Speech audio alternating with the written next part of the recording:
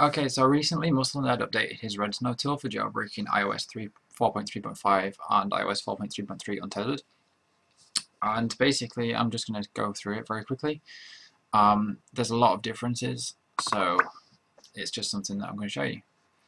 So to start off with, once you open Redsnow, you'll no longer get the browse for IPSW kind of section. This Redsnow actually grabs the files you need automatically. So instead of selecting it, it just downloads it from the Apple servers and then stores it, so you don't have to download it again for that firmware. And you can see here, once you open it, you get two options. So you get jailbreak and install Cydia, or you get extras. So instead of jailbreaking at this point in time, I'm just going to click on extras to give you a quick look. And here you can see several options. So just boot is the typical just boot tethered option, which we're used to. PwnDFU mode is obviously putting your device in PwnDFU mode. The recovery fix fixes 1015 baseband errors when you downgrade. So it's like the recovery fix that Tiny Umbrella has built into it. SHSH blobs has several submenus, so if I just click into that, you can see that you can fetch blobs which are on the device at the time, so it's similar to iFace in that respect. You can verify if you have blobs already, so if you're on a firmware and you're not sure if you have the blob, you can see if you actually do have that blob. Obviously, it has the ability to submit blobs to the Cydia server, so it's like, so it's basically just like using Tiny Umbrella or anything like that. And you can ask the Cydia server about all the available blobs. You can see here, so that basically just downloads all the available blobs and stores them all. So anything that's available, it will get. And Stitch, Stitch is actually quite a cool new feature. What it allows you to do is actually add IPSW, add an IPSW file to some SHSH blobs, which actually creates the signed IPSW. So it doesn't have to be a custom restore or anything like that. You can just do it with stock. And what basically happens is, if you attach it to the IPSW, you just downgrade and it'll work. However, with iPhones and stuff, according to Musclenerd, he hasn't actually tested that yet on iPhones because of the whole baseband kind of side of it. So if you want to test that, go ahead and test it and let him know on Twitter. You can either message the Redsnow testers Twitter account, or you can message Musclenerd. But as I said, he hasn't tested that. He says that it probably won't work, but you never know.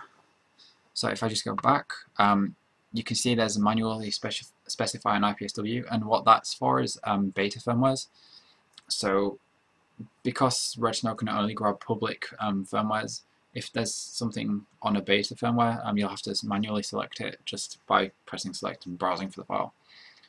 And in preferences, if I just click on there, you can see you have several things. I'm not going to really go into this much because most of you won't need to use this. It's basically boot logos, boot args, and ECID.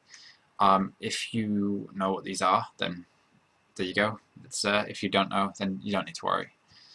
So if I go back and back again, I'm just going to press jailbreak and install Cydia.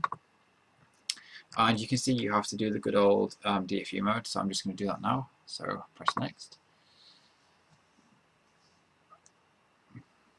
So just wait for it to go into DFU mode.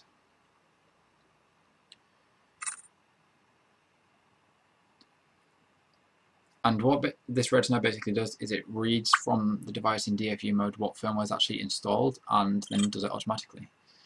So you can see here we have exploiting, as usual, uploading stages.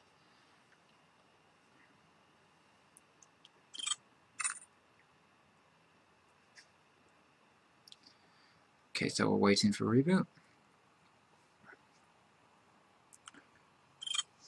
And now you can see right there that it identified the build, and you can see there that it actually downloaded the necessary files from Apple, and it detected an iPhone 3GS correctly, and obviously it's preparing the jailbreak data, which you would usually get right at the start.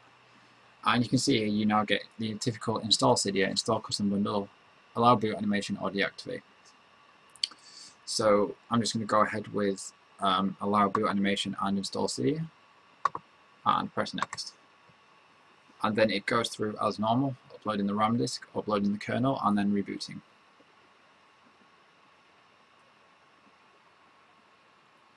So this is basically just an easier way.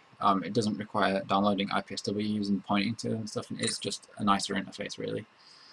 There's also going to be a light version of Red Snow, I believe, coming out soon, which Muslim Nerd's working on, which is just a really easy kind of jailbreak system. And you can see the rest of the process takes place on your device, which I'm not going to show you because it's the typical pineapple and all that stuff. So, and there you have it. That is the new updated Red Snow, available on both Windows and Mac. Download links are in the description, and I'll also put up mirrors for when the dev team removes their mirrors. So apart from that, thanks for watching, and I'll see you in my next video. Remember to subscribe. Thanks. Bye.